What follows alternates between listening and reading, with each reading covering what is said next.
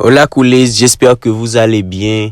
Barça Real Sociedad, un match d'habitude qui pourrait être très difficile pour le Barça, mais par contre pour cette début de saison, il semblerait que ce serait une match qui ne serait pas trop difficile pour le Barça vu la forme de cette équipe de Real Sociedad. C'est ce qu'on espère tous, voir un Barça facile à gagner et comme ça le titre sera beaucoup plus facile les amis. Le week-end, ce serait le Barça contre cette équipe de Real Sociedad. Qui seront les retours de blessures?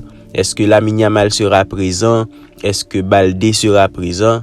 Rafinha et Joan Garcia ont eu une gêne à l'entraînement. Et pour combien de temps ces gars-là seront absents? Quel 11 devrait mettre Hansi Flick pour jouer contre cette équipe de Real Sociedad? Eh bien, toutes ces questions-là, vous aurez les réponses dans cette vidéo. N'hésitez pas à vous abonner et à partager cette chaîne pour agrandir beaucoup plus notre communauté. Et comme ça, on va beaucoup plus s'encourager pour travailler, les amis. Allez, restez sur cette vidéo. Allez-y, commençons.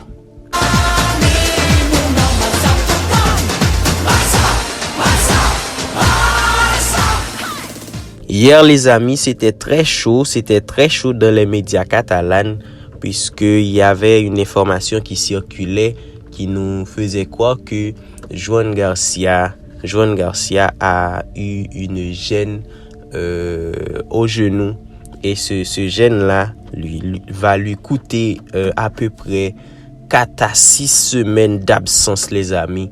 4 à 6 semaines d'absence pour Joan Garcia, qui a une gêne au niveau du genou et qui serait absent, que ce soit contre le Real Madrid, qui serait absent contre le PSG, qui serait absent contre le Real Sociedad aussi. Il va manquer en tout environ 5 à 6 matchs. C'est très grave pour le Barça, vu la performance de Joan Garcia, vu la façon dont Joan Garcia garde les cages, ainsi que son jeu balle au pied, sa façon de manier le ballon, que ce soit avec les mains, que ce soit avec les pieds. Eh bien, c'est un coup dur pour le Barça, qui pourra le remplacer avec Szczesny. Szczesny qu'on sait tous qui n'est pas un mauvais gardien, mais il y a un océan de talent entre Szczesny et Joan Garcia. On espère vivement le retour de Joan Garcia, puisque Joan Garcia nous sera utile durant les moments difficiles. Il va déjà rater quelques matchs très importants pour le Barça. On espère tous que Joan Garcia sera de retour. Autre mauvaise nouvelle, les amis, monsieur Rafinha semblerait-il, et a été touché lui aussi dans le dernier match. Eh bien, Rafinha sera absent lui aussi pour environ 2 à 3 semaines. 2 à 3 semaines d'absence pour Rafinha, 4 à 6 semaines d'absence pour Joan Garcia. On espère que ce sera pas plus long. Rafinha lui aussi qui va manquer cette match de PSG. Cela encore nous a beaucoup froissé vu l'engagement et l'envie qu'on a pour écraser cette équipe de PSG.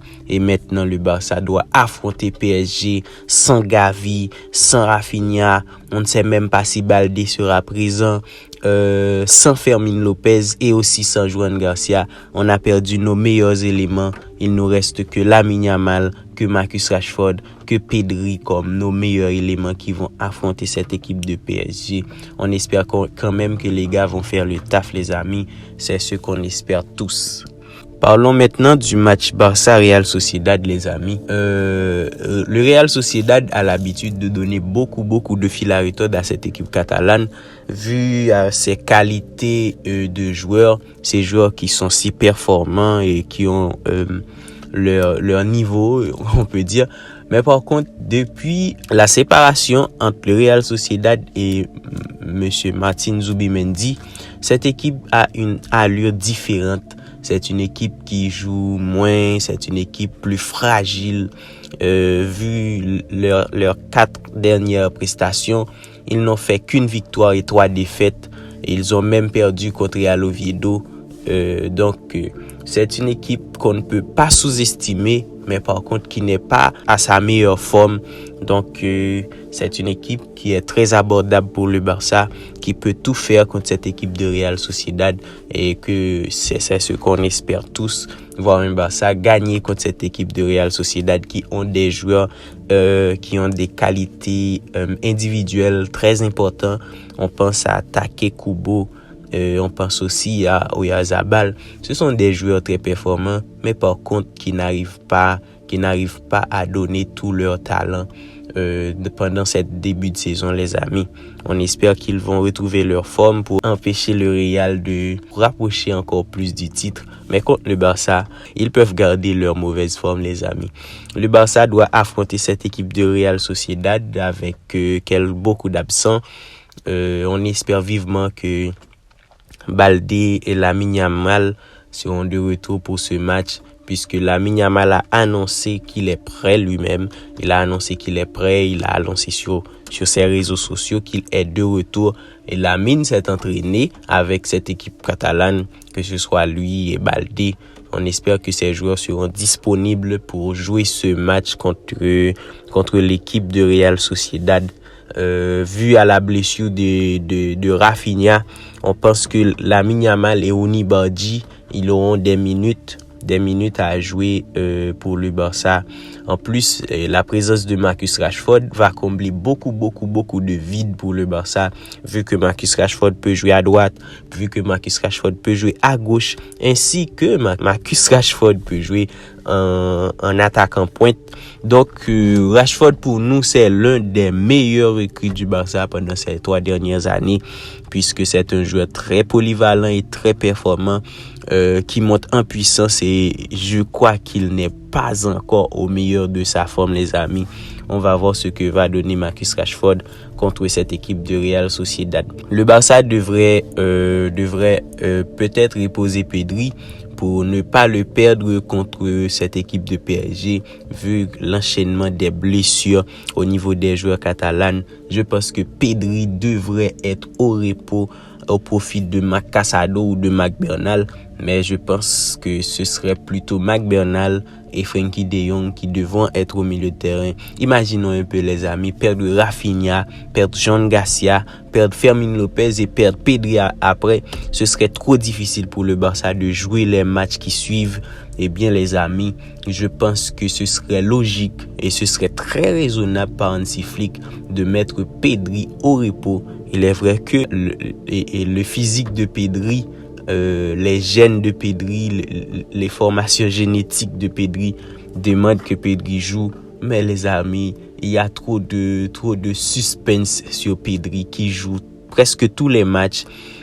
On espère que Pedri sera au repos. Et comme ça, on n'aura pas de doute pour le match contre le PSG, les amis. C'est ce qu'on espère tous.